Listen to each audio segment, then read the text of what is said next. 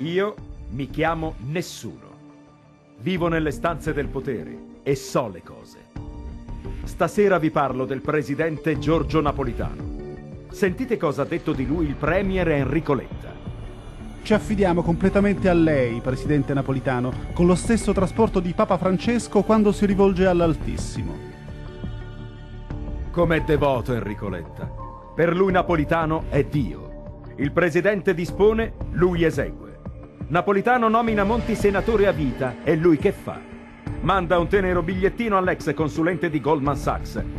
Dimmi come posso esserti utile. Ma forse Letta ha ragione. Napolitano è un padre eterno. Lo chiamano Re Giorgio.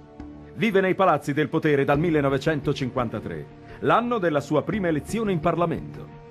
Da quando è presidente manovra le sorti del paese a suo piacimento con l'alibi della crisi economica. Dopo le dimissioni di Berlusconi non vi manda a votare, nomina Monti e il governo dei tecnici. Sapeste com'erano contenti in Europa.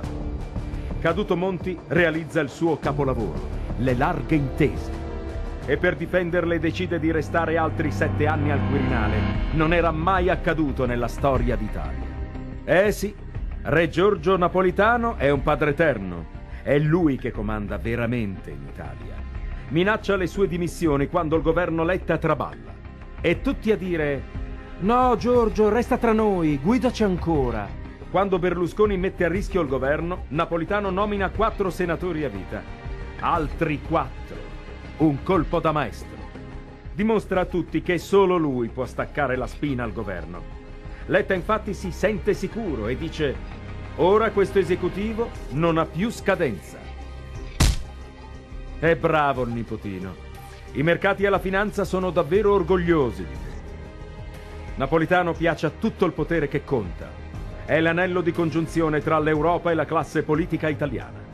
Se il governo delle larghe intese arriva fino al giugno 2014, comincia il semestre di presidenza europea. Il suo progetto di palazzo può andare avanti.